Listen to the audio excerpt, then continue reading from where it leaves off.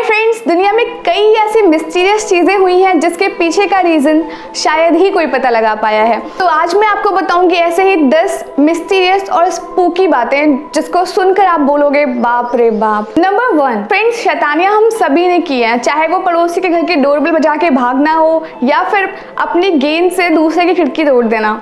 लेकिन क्या आपको पता है कि एक शैतानी ऐसी भी एक इंसान ने की जिसकी वजह से उसे जेल जाना पड़ा।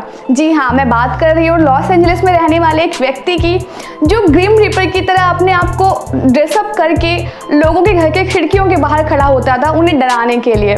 तो ग्रिम रीपर जो है ना, वो कहते हैं कि जो मतलब डेथ होता है, डेथ एंजल, उनका एक तरीके से मतलब एक सिंबल होता है। तो वो लोग जब मरने वाले होते हैं तो वो कहते हैं कि वो एंड में आते हैं वो सोल को लेने के लिए। सो वो इंसान लोगों की खिड़कियों के बाहर खड़ा होता था और उन्हें स्टेयर करता रहता था। तो मेन बात यहाँ पे ये थी कि वो ज़्यादातर बुजुर्गों के घर के बाहर खड़ा होकर उन्हें स्टेयर करता था। तो ये शैतानी उस इंसान को इतनी महंगी पड़ी कि उसको पुलिस के द्वारा अरेस्ट होना पड़ा। तो इसीलिए शैतानी हमेशा लिमिट्स में करनी चाहिए जो किसी और को अनकंफर्टेबल ना कराए। नंबर 2, रियल लाइफ के इंस्टेंसेस और जो एडवेंचरस होते हैं उनके जो एग्जाम्पल्स हैं वो लिए गए और ये चीज़ पता की गई कि जो लोग फील करते हैं, मतलब उन्हें लगता है कि उनके साथ कोई ऐसी पावर है या उनके पास ऐसे कोई व्यक्ति है जो मतलब इमेजिनरी व्यक्ति है जो उनकी हर चीज़ में हेल्प करता है और उनको सारी प्रॉब्लम से बाहर निकाल देता है। सो इस चीज़ को जो है वो जो साइकोलॉजिस्ट हैं उन्होंने इसको नाम दिया थर्ड मैन फैक्टर का, कि इंसान हमेशा उसे इमेजिन करता है, उसे लगता है कि वो जो इंसान है उनकी इमेजिनेशन में वो उनकी हेल्प कर रहा है। अपार्ट फ्रॉम दैट, जो लोग ये चीज़ फील करते हैं कि मतलब उनके साथ कोई व्यक्ति है जो उनकी हेल्प कर रहा है या फिर मतलब वो उनका इमेजिनेशन है जो उनकी हेल्प कर रहा है, तो उस चीज़ में उन्हें ये रियलाइज़ हुआ कि वो जल्दी से ठीक हो रहे हैं या गंभीर से गंभीर चोट आई है बट वो उसको हील कर पा रहे हैं, मतलब उस फ्रेंड की वजह से या जो भी वो इंसान है उनकी हेल्प कर रहा है उसकी वजह से। तो इस चीज़ को साइंटिस्ट ने नाम दिया कॉपिंग मैकेनिज्म ऑफ ह्यूमन बीइंग, जहाँ पे इंसान खुद ही इमेजिन करके सारी चीज़ें उसके अंदर ही होती हैं बट उसे लगता है कोई बाहरी चीज़ें हैं, बाहरी शक्ति है जो उसे हेल्प कर रही है उसकी सारी चीज़ों को दूर करने, मतलब जो प्रॉब्लम्स हैं और जो सारे पेन वगैरह जो भी लाइफ में प्रॉब्लम्स है उनको हटाने में। सो ये अपने आप में बहुत बड़ी मिस्टीरियस चीज़ है। नंबर 3, दोस्तों, डेजा वू वर्ड आपने शायद पहले कभी कहीं सुना हो। अगर नहीं सुना होगा तो जो मैं आपको बताने वाली हूँ वो आपने ज़रूर एक बार एक्सपीरियंस किया होगा लाइफ में। सो डेजा वू जो है वो एक फ्रेंच फ्रेज है जिसका मीनिंग है ऑलरेडी सीन, मतलब पहले कभी कहीं देखा हुआ या फिर एक्सपीरियंस किया हुआ।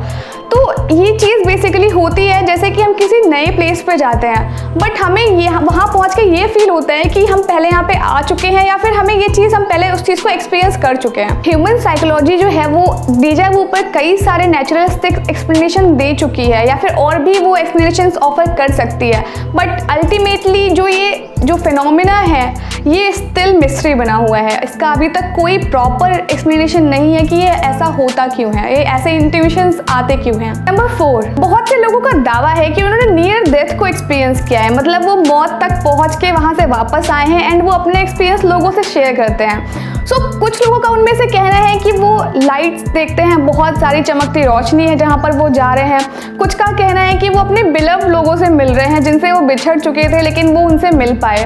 बहुत सारे लोगों के बहुत सारे ओपिनियंस हैं, लेकिन बियॉन्ड द ग्रेव हमेशा एक मिस्ट्री रहा है और कभी भी कोई नहीं वहाँ से आ पाया ये चीज़ वेरीफाइड करके कि हाँ मरने के बाद क्या होता है। बट लोगों के ओपिनियन बताते हैं कि बियॉन्ड द ग्रेव भी एक लाइफ है, लेकिन स्टिल ये एक मिस्ट्री है, कोई भी नहीं जानता कि मरने के बाद इंसान का क्या होता है। नंबर 5, ये 1975 में जो चर्च की कमेटी थी उन्होंने CIA के जो भी वेपन्स थे उनका जो गुप्त हथियार कह सकते हो आप, उसके बारे में उन्हें पता चला कि वो एक ऐसा तीर यूज़ करते थे, उसमें ऐसा एक जहर लगा होता था कि जिस इंसान को उसका निशाना बनाया जाता था उसे पता भी नहीं चलता था कि उसे मारा जा रहा है, मतलब उसे सिर्फ लगता था किसी मच्छर ने काटा हुआ है। और वो जहर इतना ज़्यादा तेज़ था कि वो इंसान मतलब वहाँ पे एक लाल निशान छोड़ता था सिर्फ वो जहर, और वो इंसान धीरे धीरे करके दिल का दौरा पड़ने से मर जाता था। और कभी भी ये बात पोस्टमार्टम रिपोर्ट्स में सामने नहीं आ पाई क्योंकि लोगों को जो भी पोस्टमार्टम करते थे उन रिपोर्ट्स में हमेशा आता था कि वो जो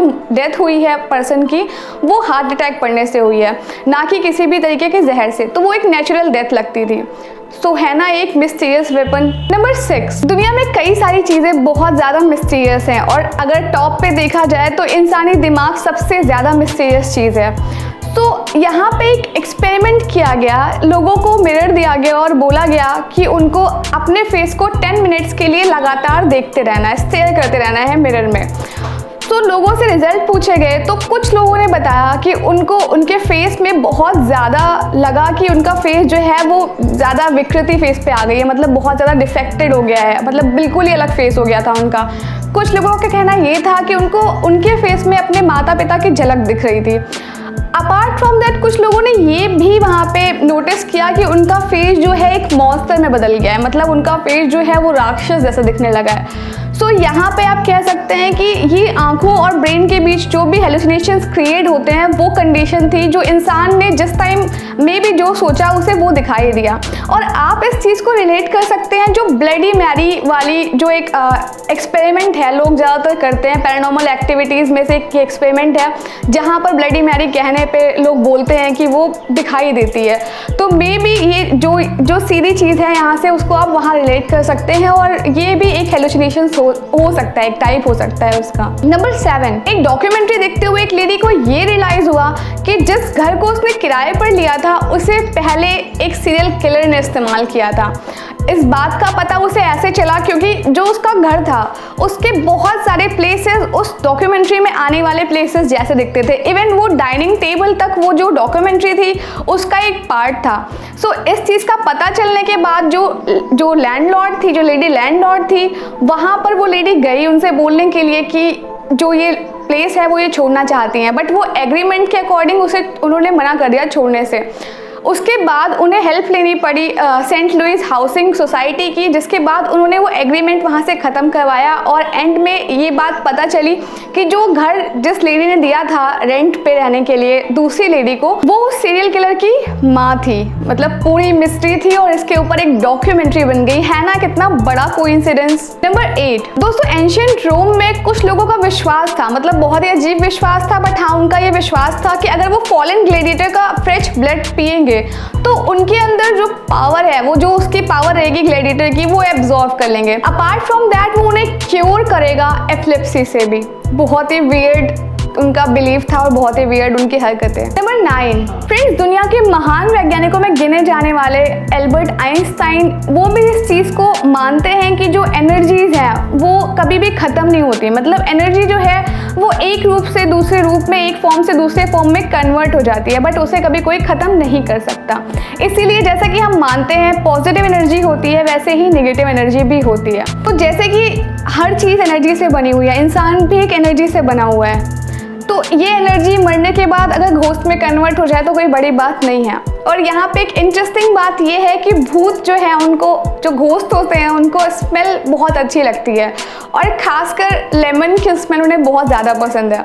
सो आपने भी शायद मूवीज़ वगैरह में देखा होगा कि जब भी कुछ वो टोने टोटके या कुछ भी ऐसा वो घोस्ट को कॉल करते हैं तो हमेशा वो इन सब चीज़ों का यूज़ करते हैं। तो मे बी ये जो चीज़ है वहाँ से ली गई हो या फिर जो भी रिसर्च हुआ हो, बट हाँ इसके पीछे ये चीज़ है कि जो लेमन सेंट है उन्हें बहुत ज़्यादा पसंद होती है। नंबर 10 इंग्लैंड के एक्सपर्ट्स की स्टडी में पाया गया कि जो सेल फोन्स हैं वो घोस्ट को मार रहे हैं। मतलब जो घोस्ट हैं वो ज़्यादातर अब साइट नहीं कर पा रहे हैं लोग, क्योंकि जो ये इलेक्ट्रॉनिक्स जो भी हम इक्विपमेंट यूज़ करते हैं, मतलब जो हम सेल फोन्स यूज़ करते हैं वो इलेक्ट्रॉनिक नॉइज़ प्रोड्यूस करते हैं।